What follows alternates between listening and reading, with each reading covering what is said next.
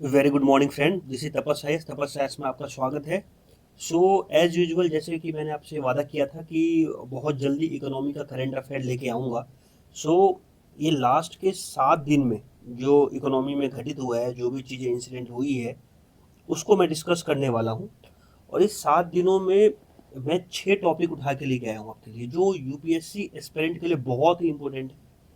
और इससे क्वेश्चन पूछने के चांसेस जो हैं, ये 6 टॉपिक से बहुत ही ज़्यादा हो जाता है।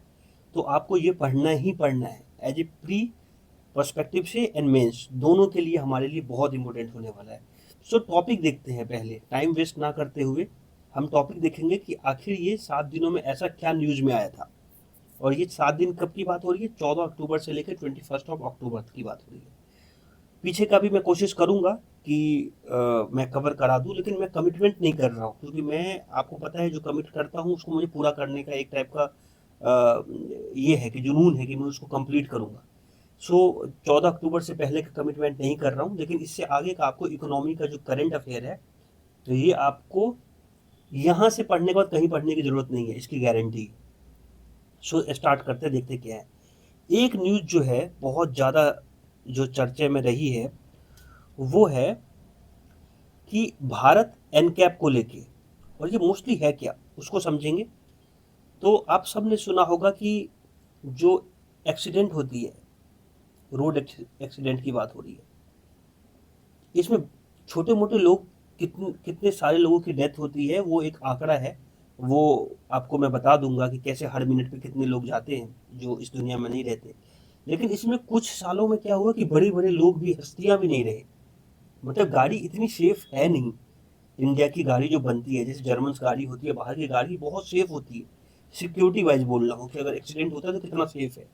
फीचर्स वाइज बोल रहा हूँ। उसके बाद स्मार्टनेस की बात की, उसमें कौन कौन से ऐसे अप्लायंसेज लगे हुए हैं जो उसको, गाड़ी को पहले ही प्रोटेक्ट करती है। तो उस सब चीज़ों में इंडिया का जो रेटिंग है वो बहुत ही खराब था।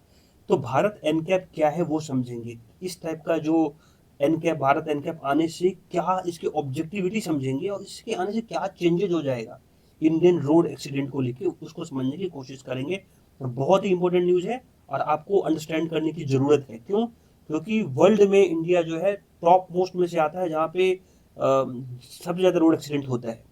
तो नितिन गडकरी जी ने बहुत अच्छा काम किया है, मिनिस्ट्री ऑफ रोड और ट्रांसपोर्ट जो भी है, तो उसको लेके हम पढ़ेंगे। तो पहला न्यूज हमारे लिए जो इम्पोर्टेंट होने वाली है। दूसरा है, G20 के समय में क्या हुआ था, आप सबको पता है कि एक India middle east economic corridor start हुआ था।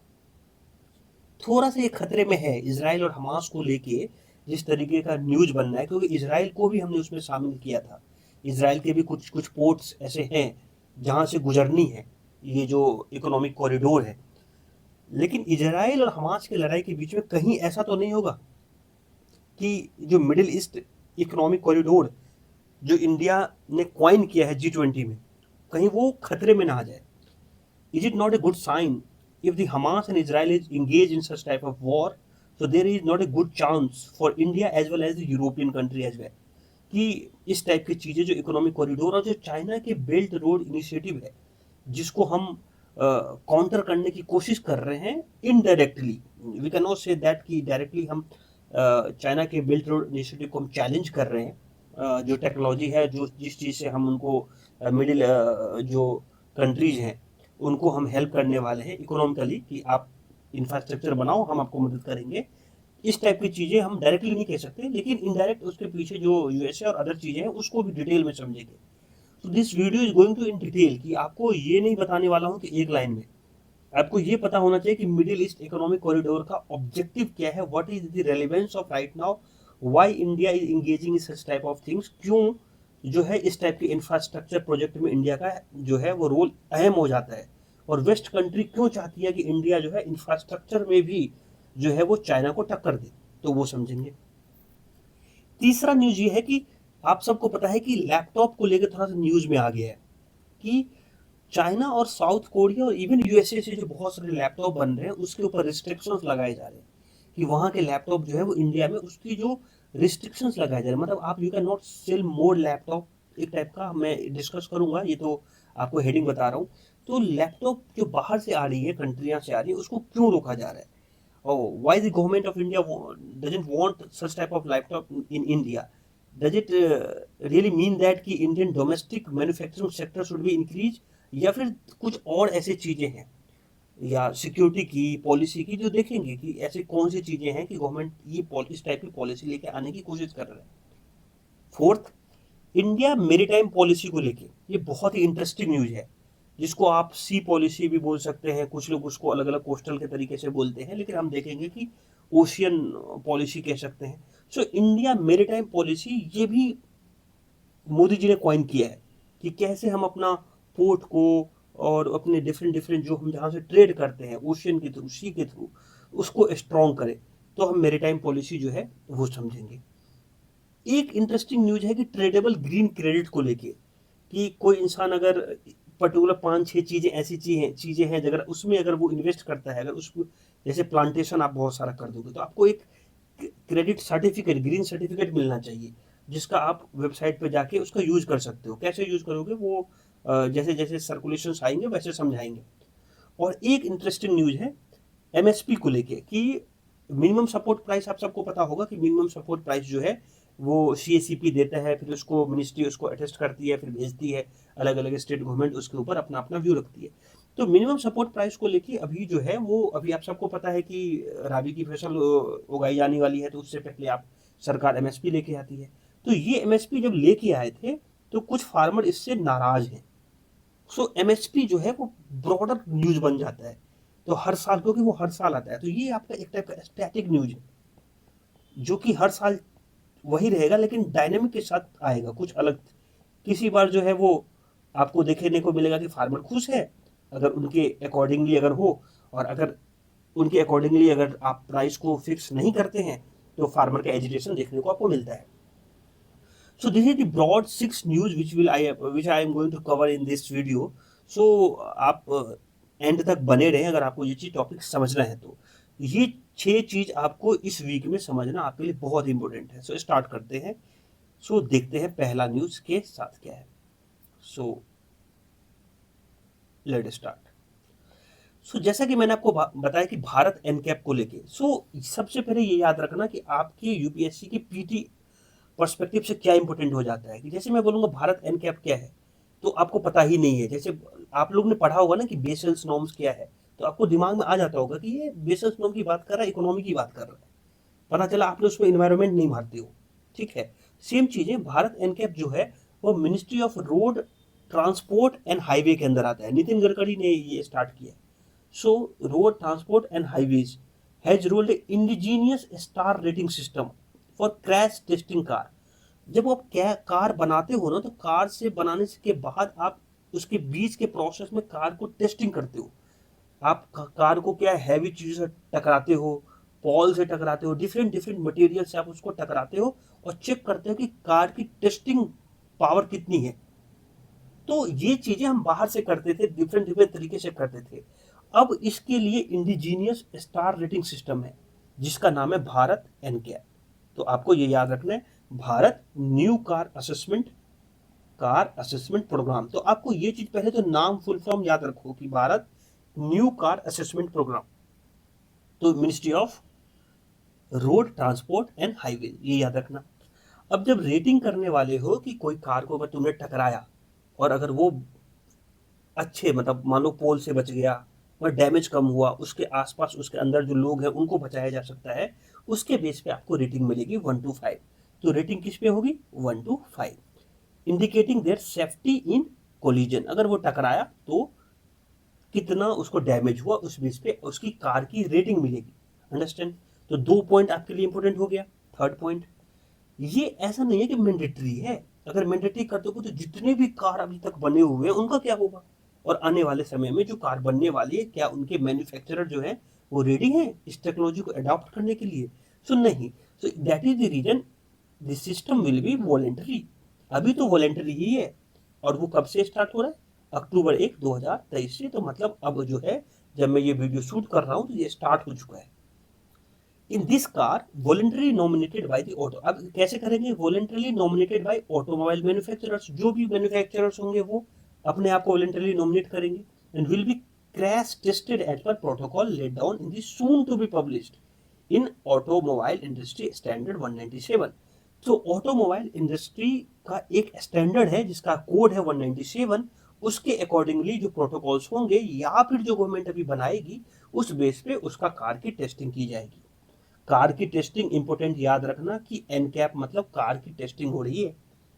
The programme is applicable to passenger vehicles, किसके लिए है, हाईलाइट कर रखा हूं मैं already, applicable to passenger vehicles. उस पैसेंजर व्हीकल्स में भी क्या, not more than 8 seat, 8 seater से ज्यादा नहीं, in addition to the driver को ऐड करने के बाद, with gross vehicles weight not, उसका वेट कितना होना चाहिए 3500 केजी होना चाहिए। ये इसका एक एप्लीकेबिलिटी है कि कौन से पैसेंजर व्हीकल्स को रखा जाए, तो ये पॉइंट याद रखना। Only the base model of particular variant will be tested, और कोई इसका लग्जरी नहीं, बेस मॉडल जो होगा उसको टेस्ट किया जाएगा, ठीक है, क्योंकि अभी धीरे धीरे ही आप टेक्नोलॉजी लाए हो तो धीरे धीरे ही आप उसको इम्प्रूव कर सकते हो। सडनली आप अचानक बोलोगे कि हर कार की टेस्टिंग कर लो, इट इज नॉट पॉसिबल।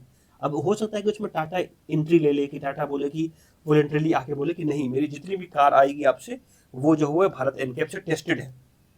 अब इसका इम्पैक्ट क्या पड़ने वाला है वो समझना, वो बहुत इंपॉर्टेंट है, वो मेंस पर्सपेक्टिव से इंपॉर्टेंट हो जाता है।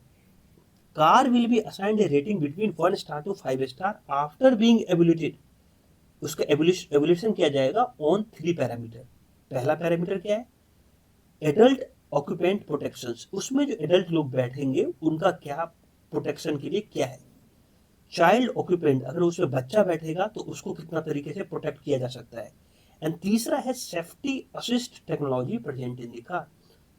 टेक्नोलॉजी क्या है ऐसा, आपने देखा ना कि अब जो गाड़ी में आने लगी है, जो कार पार्किंग ऑलरेडी आपको दिखता है कि आपकी गाड़ी में ऑलरेडी कैमरा लगा रहता है, उससे आप पार्क करते हो, तो धीरे धीरे सेफ्टी मेजर, गाड़ी अगर हेडवे साइड में चल रहा है और अगर आपको दिख रहा है कि अगर हाँ 10 मीटर के पास दूसरी गाड़ी है तो सेफ्टी ऑटोमेटिक बता देना चाहिए कि 10 मीटर बचा है, तो कोलिजन से बच सकते हो। तो सेफ्टी असिस्ट टेक्नोलॉजी जो है वो तीसरा एक पैरामीटर है। तो 3 पैरामीटर के बेस पे आपको 1 to 5 स्टार रेटिंग जो होगा वो आपको दिया जाएगा। एक तो सीनियर को ध्यान रखो, बच्चे को ध्यान रखो, और टेक्नोलॉजी तुम्हारे पास क्या है कार में, तो ये 3 चीजें।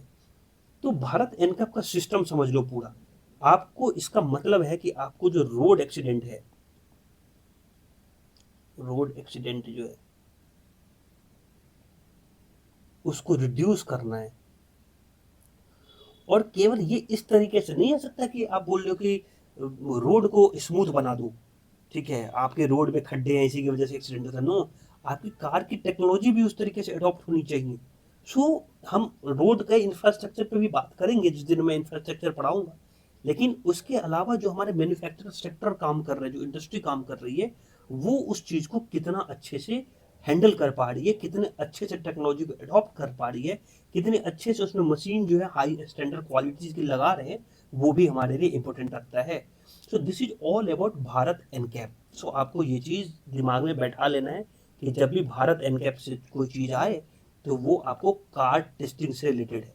ऑब्जेक्टिव क्या है इसका, the objective of the programme is to help consumer make an inform decision before purchasing a car. हम ये नहीं कह रहे हैं कि तुम मैंडेटरी करो, हम ये कह रहे हैं कि तुम, इससे एक ऑब्जेक्टिव होगा, एक इससे एक क्लैरिटी आएगी, ऑब्जेक्टिविटी की क्लैरिटी आएगी एक कार कंज्यूमर्स के अंदर में।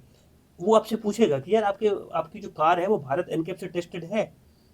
अगर आपने कराया होगा तो बोलेंगे हाँ हमारे पास तो है, हमने कराया था भारत में, हमारी रेटिंग ये है, तो उसको चॉइस मिलेगा। अगर वो लेना चाहे तो आपकी कार ले, अगर आपको नहीं लेना है उनको तो बिना भारत एनकैप से भी वो ले सकता है कार आपका।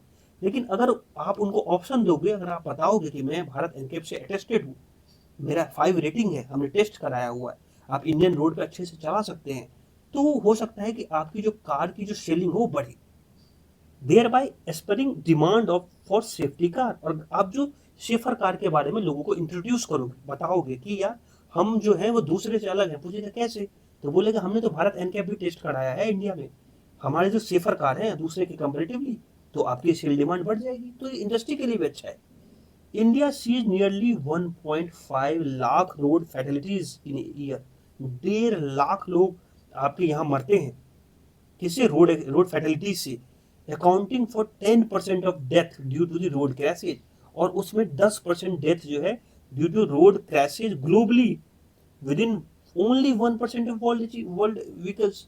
10% आपके यहाँ से मरते हैं, पूरे वर्ल्ड में जो अगर वर्ल्ड की व्हीकल्स में देखा जाए तो ग्लोबली 1% ही मरते हैं, तो आपको 10 टाइम्स ज्यादा मरते हैं। According to a World Bank study, road crashes are estimated to the cost of Indian economy between 5 to 7% of GDP, and that is the reason कि ये टॉपिक जो है is not related to science and technology, it is related to your economy part। क्यों? क्योंकि it is not only disturbing the near and dear of the family of that person, it is also disturbing the economy of Indians। कैसे? क्योंकि अगर ये 5 से 7% अगर GDP आपकी एक साल में डिक्रीज होती है, क्यों? क्योंकि 1.5 लाख लोग आपकी हाई क्वालिफाइड लोग भी मर रहे हैं इसमें। आप लोगों ने सुना ही होगा कि टाटा लोग के जो टाटा के बंदे थे वो भी उनकी भी उसमें डेथ हुई। तो बड़े बड़े लोग अगर इस टाइप की चीजों में अगर जाएंगे तो आप सोचो कितना बड़ा नुकसान है देश का। तो उसको लेके थोड़ी सी सेफ्टी को लेके ये एक मुद्दा जो है वो बड़ा बन गया, तो आपको इसको याद रखना है। नेक्स्ट न्यूज जो हमने बताया था आईमैक को लेके कि India middle east economic corridor को लेके हमने ये बोला था कि ये बताऊंगा आपको। तो अभी क्या हुआ, इजराइल और हमास का जो है, आप सबको पता होगा कि इजराइल और हमास का जो है ये वॉर स्टार्ट हो गया, और हमास ने इजराइल के कुछ लोगों को अरेस्ट कर लिया। अरेस्ट क्या कर लिया, मतलब अरेस्ट तो ऑफिशियली होता है, एब्डक्ट कर लिया, किडनैप कर लिया। तो उनके एरिया में आके उनके लोगों को उठा के लेके चला गया, और वहां से जो है वॉर स्टार्ट हो गया। तो वॉर स्टार्ट यहाँ से, उससे पहले की हिस्ट्री मुझे अभी नहीं समझनी है, वो आप रेगुलर वीडियो वगैरह देखो, आपको पूरा आपको वेस्ट एशिया पॉलिसी देखोगे उसमें समझ में आ जाएगा। तो मैं अभी नॉर्मल एक बेसिक्स रख रहा हूँ ताकि एक आपको क्रंच समझ में आए।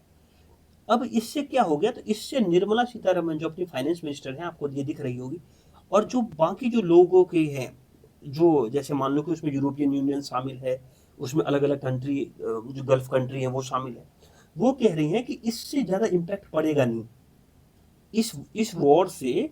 जो IMEC है, that is India middle east economic corridor है, उस पर कुछ ज्यादा इम्पैक्ट नहीं पड़ेगा। Although I am not agree with such type of statement, क्योंकि आप अगर इसराइल से होते हुए अगर वो चीजें आप ले जा रहे हो तो उसका इम्पैक्ट ग्लोबली पड़ता है कोई वॉर का। जैसे कि नॉर्मलाइजेशन ऑफ जो सऊदी अरेबिया और इसराइल का प्लान था, वो इनकी वजह से डिक्रीज हो रहा है धीरे धीरे। आप देखोगे करंट सिनेरियो ये है कि सऊदी अरेबिया, आप सबको पता होगा, हल्का सा बता दे रहा हूँ कि सऊदी अरेबिया और इसराइल का रिलेशन अच्छे नहीं थे। अमेरिका ने इसमें ब्रोकर्ड किया, अमेरिका इसमें एंगेज किया इन दोनों को, और इन दोनों के रिलेशन को नॉर्मलाइज किया। अब ये सऊदी अरेबिया भी मेंबर है, इसराइल भी मेंबर है, अमेरिका भी जो है वो आईमैक का मेंबर बनेगा। तो अगर मान लो इसराइल में अच्छी अगर संबंध नहीं रहे सऊदी अरेबिया के, तो आप कैसे उसको गल्फ कंट्री से कैसे ले जाओगे? वो चीज जो आपका इकोनॉमिक कॉरिडोर ले जाना है वो पॉसिबल नहीं है। तो ये स्टेटमेंट कहना कि इसका इम्पैक्ट नहीं पड़ेगा, वो तो मेरे हिसाब से तो मेरे पड़े से बाहर है। अब मैडम कुछ भी कह सकती हैं, तो I am not going to comment on that. मैं इसका केवल ये एनालिसिस करना चाहूंगा कि आईमैक क्या है और आईमैक की जरूरत क्यों है। तो वो हम India middle east economic corridor के बारे में समझने की कोशिश करते हैं। So let us start. So India middle east economic east जो India middle East Europe economic corridor जो है, वो आईमैक जो है वो इसमें है क्या, इसमें न्यूज में ये इसलिए है क्योंकि आप सब ने सुना होगा कि global partnership of global infrastructure investment, PGII करके। अब ये PGII क्या है, पूछोगे ये क्या हो गया कि आप पढ़ा तो रहे थे आईमैक और उधर आ गए। तो आईमैक कुछ भी नहीं है, एक जो पार्टनरशिप जो था, जो ग्लोबल इंफ्रास्ट्रक्चर इन्वेस्टमेंट PGII जो है, जो लॉन्च हुआ था 2022 में, G7 कंट्री ने लॉन्च किया था as a western alternative to China belt road initiative. तो मैंने यही तो बताया है कि चाइना अगर कहता है कि हर जगह पे मैं जाके आपका इंफ्रास्ट्रक्चर को अच्छा करूंगा, that is called belt road initiative. तो ये तो चाइना की एक टाइप का, आप सबको पता होगा, कितना बताने की जरूरत है मुझे नहीं पता कि श्रीलंका की क्या हालत है। श्रीलंका क्यों? क्योंकि श्रीलंका मोस्टली जो है वो इस पे डिपेंडेंट है चाइना के ऊपर। पाकिस्तान की हालत देखो क्या है। तो ये चाइना का जो इंफ्रास्ट्रक्चर प्रोजेक्ट जो दूसरे कंट्री में इंफ्रास्ट्रक्चर को इम्प्रूव करना है, वो एक टाइप का डेट ट्रैप है। तो इसके अपोजिशन में G7 कंट्री ने 2022 में एक चीज लॉन्च की थी जिसको PGII कहा जाता है, partnership for global infrastructure investment. और ये चाइना, ये इधर ये चाइना हो गया, इधर वेस्टर्न कंट्री हो गई, तो इनका इनिशिएटिव है। तो ये बहुत सारे G7 में, जैसे जापान हो गया, USA हो गया, UK हो गया, ये सब बड़ी बड़ी कंट्रियां जो है वो चाइना को compete करने के लिए, चाइना की जो इंफ्रास्ट्रक्चर प्रोजेक्ट है उसको बैलेंस करने के लिए, ताकि इसके ट्रैप में ना फंसे, इन्होंने ये लॉन्च किया। तो ग्लोबल इंफ्रास्ट्रक्चर इन्वेस्टमेंट जो है, पार्टनरशिप जो है, इसी का एक छोटा सा उदाहरण जो है, छोटा सा इसका एक पार्ट जो है वो आईमेक है। तो आप समझो कि बड़ा बड़ा जो भाई है वो PGII है, और उसका एक छोटा सा पार्ट जो है, सब पार्ट जो है आईमेक है। तो आईमेक क्या करेगा, तो पहले PGII अपने को समझना पड़ेगा। So PGII is a value driven, high impact, transparent infrastructure partnership. देखो इंफ्रास्ट्रक्चर वर्ड है, to meet the enormous infrastructure need of low और middle income country. So low और मिडिल इनकम कंट्री में जो इंफ्रास्ट्रक्चर प्रोजेक्ट नहीं कर पा रहे हैं, लो और मिडिल कंपनी जो कंट्रीज हैं, तो उसको जो है G7 कंट्री उसको इंफ्रास्ट्रक्चर के लिए पैसे देगी, और जो भी टेक्नोलॉजी होना होगा वो देगी। तो वो वहां पे इंफ्रास्ट्रक्चर का प्रोजेक्ट लगाएगी और चाइना के ट्रैप से बचेगी। तो इसके लिए था, तो इसी में आईमेक जो है वो इंपॉर्टेंट बन जाता है। अब आईमेक क्या है, तो आईमेक के बारे में पढ़ेंगे कि IMEC comprises of an eastern corridor connecting India to Gulf region. अब तो ये मैप में देखो कि इंडिया है, यहाँ से गल्फ रीजन, ये पूरा आपको पता है कि सऊदी अरेबिया और ये पूरा एरिया है, फिर इजराइल हो गया, फिर UAE हो गया, ये सब गल्फ कंट्री है, ठीक है, ये सब गल्फ कंट्री है। तो आपको जो इंडिया है, जो इंडिया का जो मुंबई का पोर्ट है, उसको कनेक्ट करना है गल्फ रीजन से, और गल्फ रीजन को कनेक्ट करना है यूरोप से, जैसे ग्रीस से। सो नदर्न कॉरिडोर को कनेक्ट करना है गल्फ रीजन टू यूरोप। तो पूरा आपको दिखेगा कहां से, इंडिया से यूरोप कनेक्ट हो रहा है, वाया क्या, वाया जो है वो गल्फ कंट्री। तो आप ऊपर देखोगे तो आपको दिखने को मिलेगा कि उसमें जो पाकिस्तान है, ये सब बाईपास हो जाते हैं, ठीक है। अब इसमें एक एग्जांपल ये भी समझाऊंगा कैसे टर्की इससे नाराज है, तो वो आपको समझने की जरूरत है। It will include a railway, railway से हो सकता है वो, और ship rail transit network and road transport route. तो इसमें कौन कौन से होंगे, railway, ship route, ship route में शिप और रेल दोनों आएंगे, और जहां जहां बचेगा वहां रूट। तो इससे आप क्या करोगे, जो है यूरोप को जोड़ोगे इंडिया से। तो ये आपको समझ में आना। सिग्नेटरी कौन कौन है, कौन कौन लोगों ने साइन किया है, of course India, G20, USA, Saudi Arabia, UAE के साथ इंडिया का रिलेशन बहुत अच्छा है, यूरोपियन यूनियन, ये भी अच्छा रिलेशन है, इटली के साथ जॉर्जिया मेलोनी, आप सबको याद होगा, फ्रांस, इनके साथ अच्छा रिलेशन, और जर्मनी। सो इन सब के साथ मिलके साइन, ये साइंड मेंबर है, साइंड मेंबर जिसने साइन किया है, और इसके अलावा भी मेंबर होंगे। The proposed IMEC will consist of rail road, ship to rail, road transport extending across 2 corridor, that is east corridor and northern corridor. Eastern corridor तो समझ में सबको आ गया, India to Arabian Gulf, and ये Gulf to Europe. तो ये IMEC corridor will also include an electricity cable, यहाँ केबल भी है याद रखना, एक hydrogen pipeline and high speed data cable. ये इंपॉर्टेंट है आपके लिए। इस पे पता चला कि केवल यही इसमें रोड है, रेल है, केवल इतना ही लिखो, नहीं, इलेक्ट्रिकल केबल भी है, हाई स्पीड डेटा केबल भी है, और हाइड्रोजन पाइपलाइन भी है। तो ये है, ऐसा नहीं था कि इसके अलावा कोई इंडिया के पास ऑप्शन नहीं था, लेकिन यस, अगर आपको वेस्टर्न कंट्री चाहती है कि इंडिया इसमें पार्ट ले और इंडिया इसमें लीडिंग पार्ट ले, इंडिया के बिना ये चीज नहीं हो सकता है, तो why not. It is not कि चाइना को हम compete कर रहे हैं, इट इज कि ये हमारे वेस्टेड इंटरेस्ट हैं, ये हमारे इंटरेस्ट हैं, ये इंडिया के हित के लिए है। तो ऐसे समय में आपको ये चीजें क्वाइन करनी चाहिए, और ये बहुत अच्छी चीज है जो स्टार्ट की गई है। तो ये सेकंड न्यूज है, तो आप इस पे ध्यान रखना। अब ये इंपोर्ट ऑफ लैपटॉप को मैं लेके मैं बोला था कि ये एक बार नहीं, 2 बार नहीं, बहुत बार न्यूज में आ गया, इसीलिए मैंने देखो एक बार आपको हाईलाइट कर दिया, दूसरी बार भी हाईलाइट कर दिया, कि देखो कि ताकि आप न्यूज को ट्रेस करना सीखो कि एक ही न्यूज बार बार क्यों आ रहा है।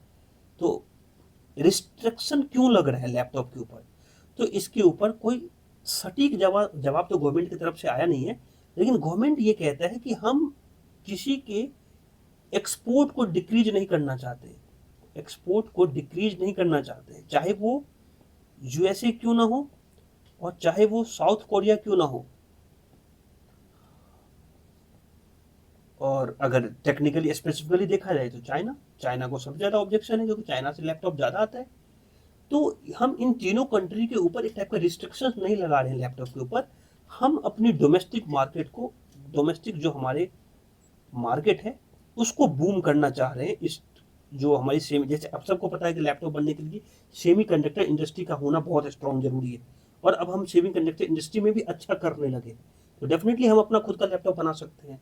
So India is not such type of country which is restricting the others country for कि आप आपका एक्सपोर्ट हमको बाहर का इंपोर्ट कम करना है, नहीं ऐसा नहीं है। We want to see our options, कि मैं अपना ऑप्शन ढूंढने की कोशिश कर रहा हूँ कि is it really such thing कि India is not in master in such field. अगर इंडिया के पास इतनी बड़ी अगर हाई ब्रेन के लोग हैं जो टेक्नोलॉजी को खोज कर सकते हैं, और हम जो जिस जो मटेरियल के बेस पे लैपटॉप बनता है अगर मैं बना सकता हूँ, ठीक है, अगर हम बना सकते हैं तो why not. So on that note ये हमारे मिनिस्ट्री कह रहे हैं, ये मिनिस्ट्री का जो है उनका ऑफिशियल स्टेटस है, ये पॉइंट है कि हमको किसी से मतलब नहीं है कि यूएसए कह रहा है कि नहीं नहीं इससे हमारा एक्सपोर्ट कम हो जाएगा। तो यस आपका एक्सपोर्ट कम हो जाएगा, लेकिन हमारा इंटेंशन ये नहीं है कि आपका एक्सपोर्ट करना कम करना, हमारा इंटेंशन ये है कि हम अपने डोमेस्टिक मार्केट को इंक्रीज करना चाहते हैं, दैट इज द रीजन मैं कर रहा हूँ। तो डब्ल्यूटीओ में इसको लेके इन लोगों ने ऑब्जेक्शन उठाया है। और डब्ल्यूटीओ में जब भी जो फेयर ट्रेड नहीं होता है ना, तो आप लोग कहाँ जाते हो, अगर फेयर ट्रेड नहीं होगा तो आप कहाँ जाओगे, डब्ल्यूटीओ में जाओगे, और डब्ल्यूटीओ के सामने आप अपनी जो भी एंजाइटी है वहां पे रखोगे कि नहीं इनका जो पॉलिसी है वो गलत है, तो वहां पे बहस होगी, वहां पे कोर्ट केस होगा, देखा जाएगा वहां पे कि हमारी जो पॉलिसी है कि इंडिया का डिसीजन जो है इंपोर्ट के रिस्ट्रिक्शंस में, वो इस बेस पे नहीं था, इस बेस पे था कि हम अपनी डोमेस्टिक मार्केट को स्ट्रॉन्ग करना चाह रहे हैं। तो इसमें कस्टम ड्यूटी के बारे में पढ़ लेना, कस्टम, फिर उसके बाद जितने सारे डिफरेंट डिफरेंट ड्यूटीज लगते हैं वो हमारे लिए इंपॉर्टेंट हो जाता है। और इंडिया का इसमें एग्जैक्ट ओपिनियन क्या है, एग्जैक्ट जो है स्टेटस क्या है, वो तुम्हारे लिए इंपॉर्टेंट है मेंस के पर्सपेक्टिव से, तो उसको समझ लो कि यूएस चाइना कुछ भी बोले उससे क्या फर्क पड़ता है, इंडिया क्या सोचती है वो हमें पता होना चाहिए। इंडिया का मेरीटाइम इकोनॉमी को लेके मोदी जी ने एक कमिटमेंट किया है कि 2047 का जो अमृत काल विजन है उसमें जो है वो ब्लू इकोनॉमी को भी जगह दिया जाए। हुआ ये था कि ग्लोबल मेरीटाइम का इंडिया समिट मुंबई में चल रहा था, और इसी बीच में ये चीजें बोली गई है कि कैसे जो है वो इंडिया जो है अपनी मेरीटाइम इकोनॉमी को, मेरीटाइम इकोनॉमी समझ रहे हो ना, समुद्र से जो रिलेटेड चीजें हैं, समुद्र से हम ट्रेड कैसे करेंगे, समुद्र से में रिलेटेड जो मिनरल्स हैं उसका किस तरीके से इकोनॉमी में, सस्टेनेबल इकोनॉमी में कैसे यूज कर सकते हैं, तो उसको लेके कुछ इस टाइप की चीजें। जैसे हम पहले यहाँ से कोई शिप चलता था, वेसल चलता था, तो वो अप डाउन करने में 42 घंटे लगते थे, उसको कैसे रिड्यूस करके हमने 24 आवर्स किए, तो वो कैसे हम 23,000 करोड़ रुपए लगाने वाले हैं इंडियन ब्लू इकोनॉमी में, मेरीटाइम इकोनॉमी में। तो ये सब चीज़ों को लेकर स्टेटमेंट दिया गया था, और क्योंकि ये statement prime minister of India की तरफ से दिया गया है तो हमारे लिए बहुत इंपॉर्टेंट हो जाता है, और सी रूट वैसे भी इंपॉर्टेंट हो जाता है, आज से नहीं है। अगर तुमने हिस्ट्री पढ़ा होगा ना, थोड़ा भी पढ़ा होगा, तो तुमको पुर्तगीज, फ्रांस, और उसके बाद तुम अगर याद हो तो ब्रिटेन, इन सब के नेवल पॉलिसी पर हो या सी पॉलिसी पर हो, उस समय से फिर तो और अच्छे से पढ़ना है तो चोला एम्पायर पर हो। चोला एम्पायर में भी वहां पे भी जो समंदर पर जिसका राज हुआ करता था उसको महान माना जाता था। सेम चीजें पुर्तगीज और फ्रांस और ब्रिटेन जब इधर लूटने आए, इधर जो वेल्थ का ड्रेन करने आए, उस समय में जो सी पे जिसका ज्यादा, कई सारी मूवियां सी के ऊपर बनी है, तुम देख सकते हो।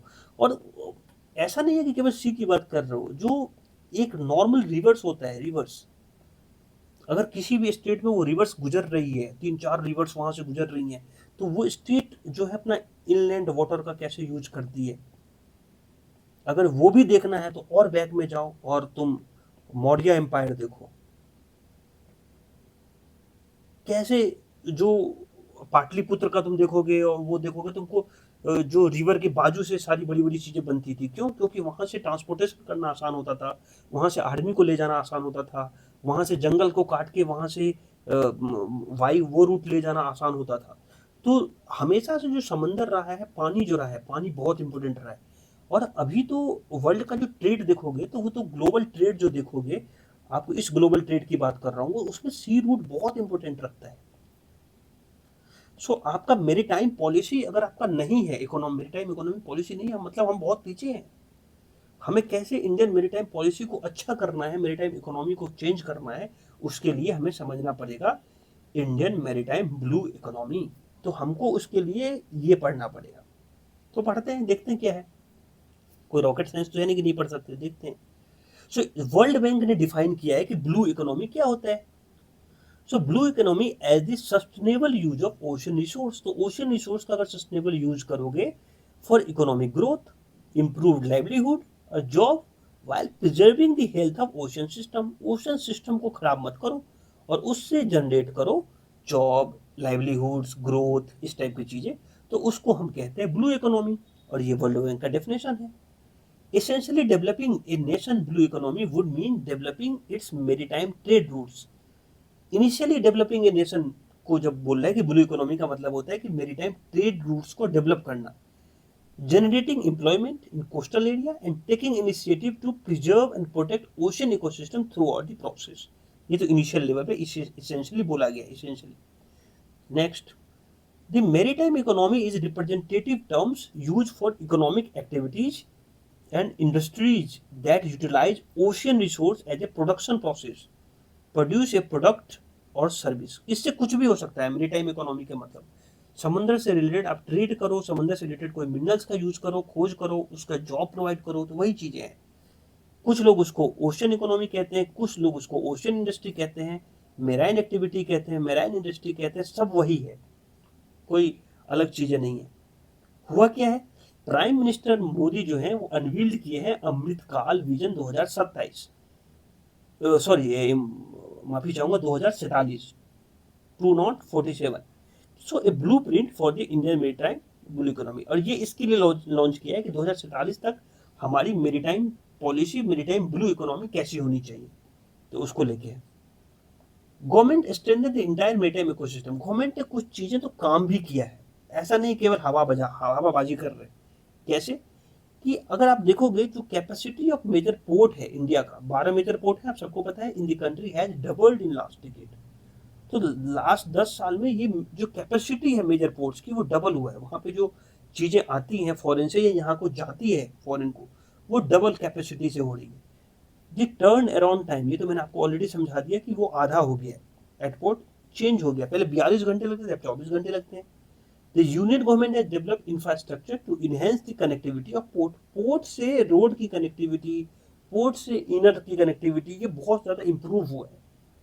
The infrastructure of in the coastal area is being strengthened through the Sagarmala project. आप इस सब को याद रख लेना।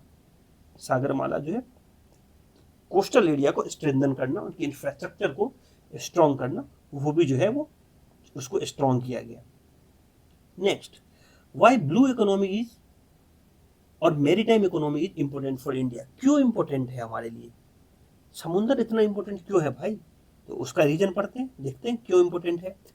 India with extensive coastal line, India के पास बहुत बड़ा कोस्टल लाइन है। आप सबको पता है कि कितने ऐसे स्टेट हैं जो इंडिया के समुद्र को, इंडिया के जो बे ऑफ बंगाल है उसको टच करता है।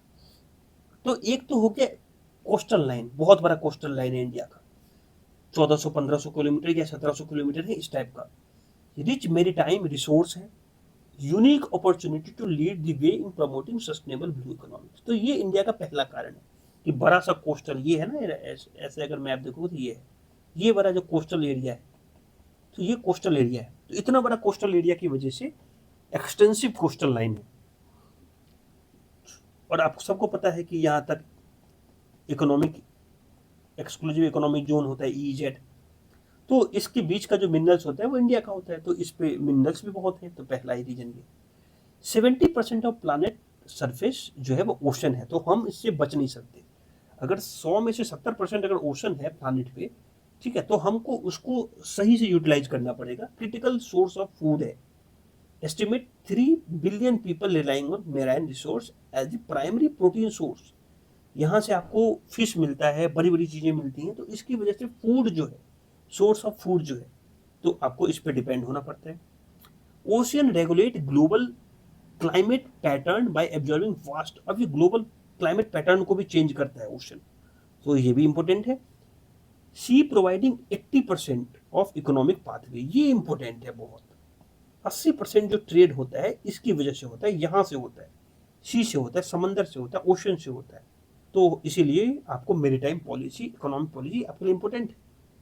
Coastal areas heavily influenced by oceans are home to more than 40% of the global population. Coastal area में ही सबसे ज्यादा लोग वहां पे रहते हैं, तो ग्लोबल पॉपुलेशन भी बहुत ज्यादा है यहाँ पे, तो इसकी वजह से ocean provides numerous recreation and tourism. Ocean के पास आपको बीच मिलेगा, बहुत सारी चीजें मिलेगी, तो आपको टूरिज्म डेवलप करने के लिए भी मिलता है। और इंडिया के पास 12 मेजर पोर्ट्स हैं और 200 से ज्यादा माइनर पोर्ट्स हैं, ये भी इंडिया के फेवर्स में जाता है।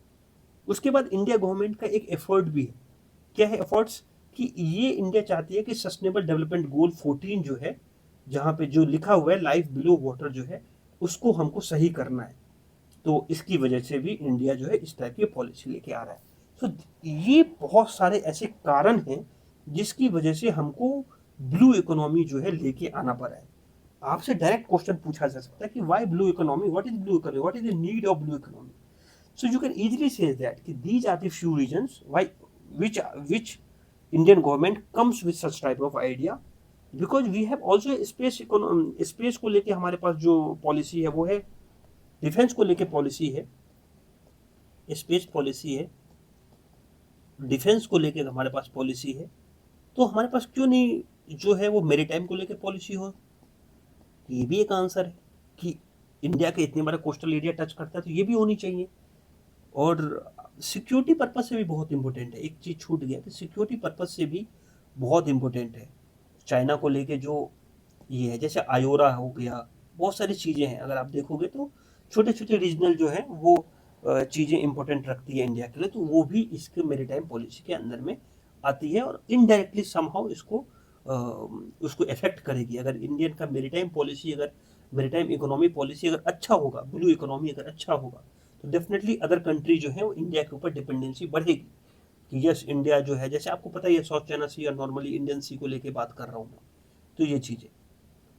यस, एक इंफ्रास्ट्रक्चर को लेके और भी न्यूज है कि डबल इंफ्रास्ट्रक्चर। तो ये बोला कि इंफ्रास्ट्रक्चर पे जो जिस गवर्नमेंट है ना वो बहुत इफेक्टिव है। ये कह रही है कि पहले जो था वो, अगर आप देखोगे तो 67 लाख करोड़ का इंफ्रास्ट्रक्चर का प्रोजेक्ट जो था वो लॉन्च किया गया था कि इतना जो है वो हमको खर्च करना है। लेकिन अभी जो है इसको बढ़ा के बहुत कर दिया गया। कितना कर दिया गया? अभी इसको जो बढ़ के 143 लाख करोड़ कर दिया गया। दैट मीन्स 2 टाइम्स कर दिया गया। So India infrastructure spending will be double two 143 lakh crore between fiscal 2024 से लेके 2030 तक। तो इस 6 साल में इनको दोगुना कर देना है इंफ्रास्ट्रक्चर से। सो इसको आप याद रखना, आंसर राइटिंग में आपके काम आएगा कि इंडिया जो है अपना इंफ्रास्ट्रक्चर के जो चीजें हैं उसमें डबल जो है वो एक्सपेंडिचर करने वाला है। और इंफ्रास्ट्रक्चर में बहुत सारी चीजें हैं, जैसे नेशनल इंफ्रास्ट्रक्चर NIP है, नेशनल मोनेटाइजेशन है, बहुत सारी चीजें हैं। तो आपको वो जब इंफ्रास्ट्रक्चर पढ़ाऊंगा तब मैं बता दूंगा। लेकिन फिलहाल के लिए एक डेटा आप दिमाग में बैठा लो कि इंडिया जो है वो अपने इंफ्रास्ट्रक्चर पे दोगुना पैसा खर्च करने वाला है पिछले साल के कंपेरेटिवली। और ये एरा कौन सा होगा? ये एरा होगा 2024 से लेकर 2030 तक में, 6 साल के अंदर की बात कर रहा हूँ। टाइम पीरियड एरा तो नहीं बोल सकता, टाइम पीरियड बोल लो उसको। कुछ लोग कमेंट कर देंगे एरा क्यों बोल दी। तो US बजट डेफिसिट। अब मैं ये न्यूज क्यों उठाया हूँ, ये इंपॉर्टेंट है। मैं इसलिए इस न्यूज को उठाने की कोशिश किया कि जब भी आप बजट डेफिसिट देखते हो ना, तो एक टाइप का माइंडसेट है कि बजट डेफिसिट मतलब गवर्नमेंट ने बजट का सही यूटिलाइज नहीं किया और रेवेन्यू जो है वो प्रॉपर तरीके से आया नहीं जितना आना चाहिए। रेवेन्यू कहाँ से क्रिएट होता है? मैंने बार बार आपको समझाता हूँ कि टैक्स से क्रिएट होता है, डिफरेंट डिफरेंट चीजें।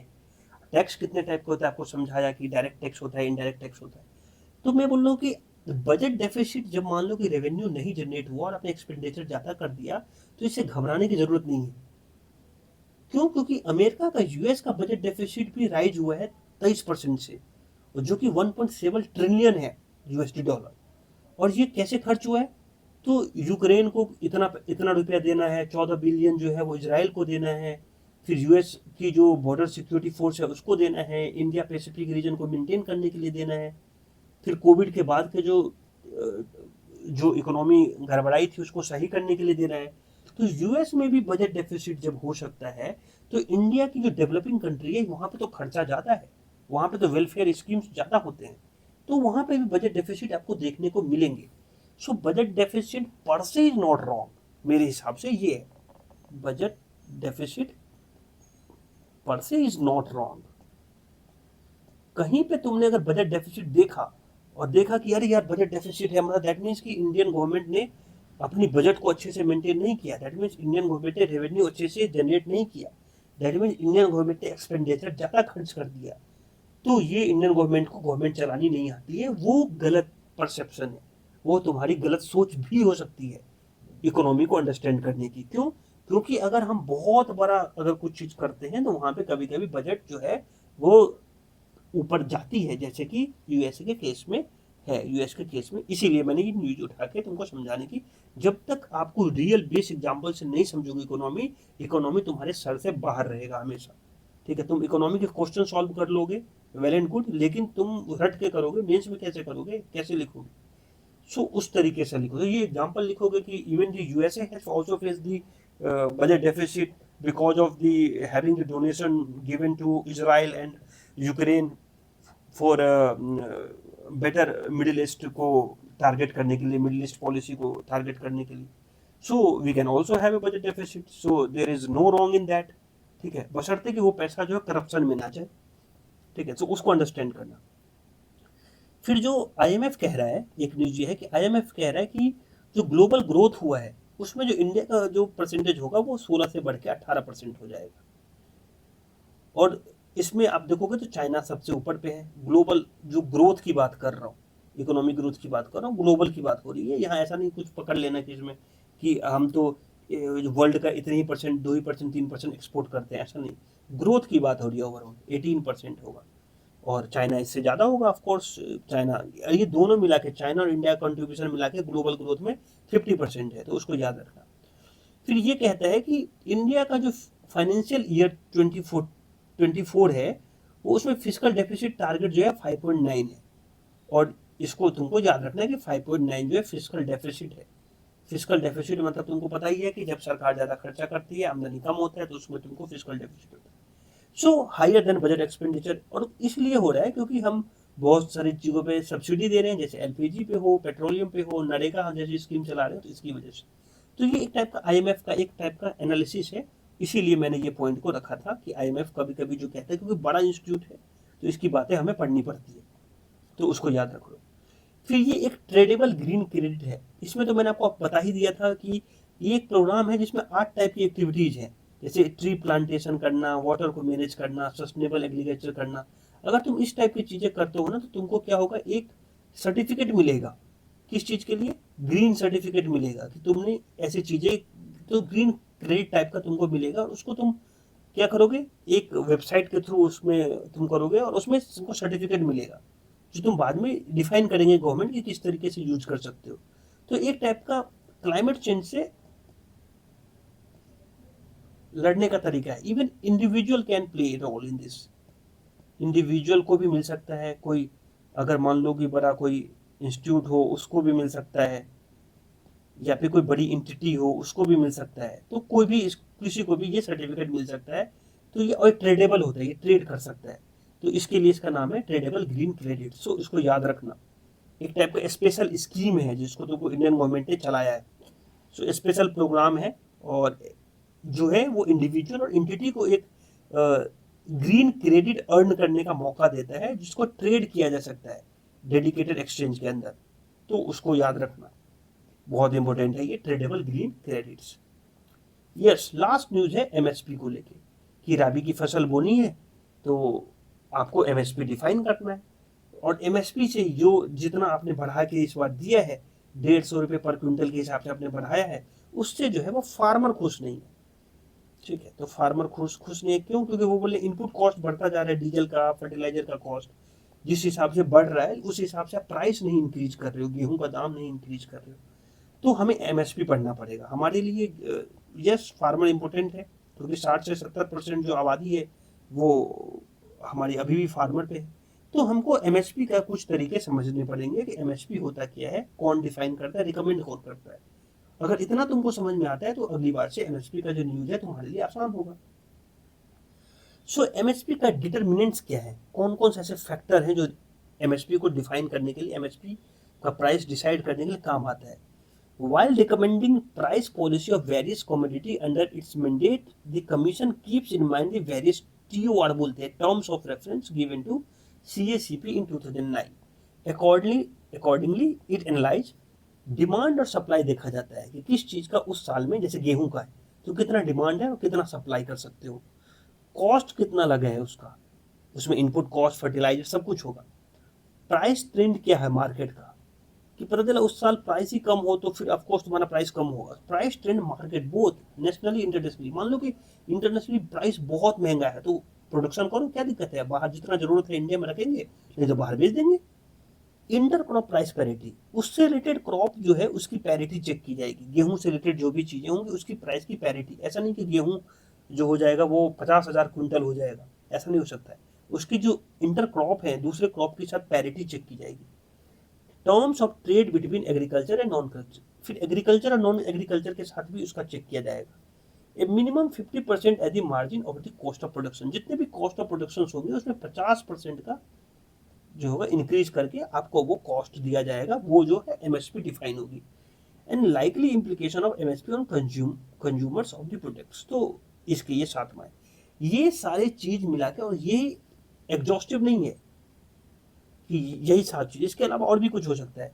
It may be noted that the cost of production is not, cost of production is an important factor that goes as an input in the determination of MSP, but it is certainly not that only factor of determinants of MSP. तो cost of production he important नहीं है। लोग बोलते हैं ना कि कितना तुम्हारा खर्चा हुआ इस खेती करने के लिए, इसका इस टाइप के जो फसल उगाने के लिए, और उससे 50% ले लो, ऐसा नहीं है। इसके अलावा बहुत सारी चीज चेक की जाएगी। तो cost is not the only factor to determine the MSP, ये याद रखना। अब एमएसपी डिफाइन कौन करता है, रिकमेंड कौन करता है, वो देखो। सो सीएससीपी सबने सुना होगा, commission for agriculture cost and prices, याद कर लो सीएससीपी अगर नहीं याद हो रहा है तो। ये मिनिस्ट्री ऑफ एग्रीकल्चर में एक अटैच्ड ऑफिस है, ठीक है, एक अटैच जो है ऑफिस है जो ministry of agriculture and farmer welfare के अंदर में काम करता है। It come into existence in 1965 में आया था सीएससीपी। तो ये रिकमेंड करता है, it is mandated to recommend minimum supportive to incentivise. तो ये कल्टीवेटर्स को मॉडर्न टेक्नोलॉजी, रेंज प्रोडक्टिविटी और इस सब में देखते हुए ये बहुत सारी चीजें चेक करता है और वो आपको रिकमेंड करता है। कौन? सीएससीपी रिकमेंड ये करता है, लेकिन एमएसपी डिफाइन नहीं करता ही। एमएसपी कौन लगाएगा? वो सरकार लाएगी। ये तो रिकमेंडेशन बॉडी है, रिकमेंड करती है। MSP for major agriculture produce fixed by the government, कौन करती है fix? Government. Each year after taking into account of recommendation, ये किसके रिकमेंडेशन पे करेगी? तो ये करेगी सीएससीपी के रिकमेंडेशन पे करेगी। कौन? Government of India. Cabinet committee, ये इंपॉर्टेंट है, CCEA, cabinet committee of economic affair of union government take a final decision of MSP and other recommendation made by CSCP. So recommendation जो है वो CSCP करेगा, लेकिन फाइनल कॉल कौन लेता है? सीसीईए। ये याद रखना, ये क्वेश्चन बार बार पूछा जा रहा है, इंपॉर्टेंट है, यूपीएससी का फेवरेट क्वेश्चन। सो रिकमेंडेशन यहां से आया और फिर बहुत सारे लोगों को अलग अलग सरकार की बातें सुन के और सीसीईए ने डिफाइन कर दिया कि इस बार का एमएसपी प्राइस राबी के लिए ये होगा। That's it. और कितने चीजों में दिया गया? 23 चीजों में, 23 कॉमोडिटी को दिया गया है एमएसपी। 7 उसमें से सीरियल्स है, उसमें से 7 जो है वो ऑयलसीड है, और 4 जो है वो कमर्शियल क्रॉप्स हैं, और 5 जो है वो पल्स हैं। ये याद रखना, 7 7 7 5 4, 7 7 14 5 19 7 4 23, टोटल 23 को है। तो 4 कॉमर्शियल क्रॉप्स में शुगर केन भी आता है, कॉटन भी आता है, कोपरा और रॉजू, तो ये चारों चीजें याद रखना। So this is all about this week का जो इकोनॉमिक करंट अफेयर है, और मैं उम्मीद करता हूं कि ये बहुत डिटेल में मैंने समझाया हूं। इसके अलावा कहीं पढ़ने की कुछ भी जरूरत है नहीं। पढ़ना चाहते हो तो ऑफ कोर्स मना तो नहीं किया, पूरा दुनिया का जितनी भी चीज़ें आप पढ़ सकते हो पढ़ो, कोई दिक्कत नहीं है, लेकिन इतना पढ़ना ज़रूरी था। सो तब तक के लिए आप अपना ध्यान रखें। अगर आप इस चैनल पे अगर नए हैं तो सब्सक्राइब ज़रूर करें। आपके सब्सक्राइब जो है एक टाइप का इंस्पिरेशन देता है, मोटिवेशन देता है कुछ अच्छा करने का, कुछ नया करने का। और तब तक के लिए अपना ध्यान रखें। Good night, take care.